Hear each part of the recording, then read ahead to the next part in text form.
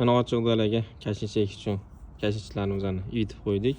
Hozir bu oddiy gummili suvga yutib qo'yganmiz. 1 soatdan oshdi. 2 soatlar bo'ldi taxminan. Ertagacha xudo xolasa bir yuvib turadi. Bu gummili oldin bir qilgan edim, keyin bunaqa qilmasdim. Hozir bir akamizdan urug' olgani borganimda mana shunaqa qilib gummili qilib eksang yaxshi bo'ladi deb eslatdilar.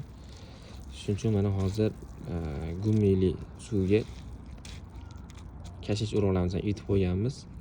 Bunda foydasi nima bo'ladi? Urug' unib chiqishi 2-3 kunga tezlashadi. Keyin ham shu urug' unib chiqish foizi ortadi. Keyin shu mana gummili suv qilganda shu urug' unib chiqqandan keyin o'ziga kerakli bo'lgan shu foydali nimalar bo'lar ekan, keyin har xil bakteriyalar o'lar ekan.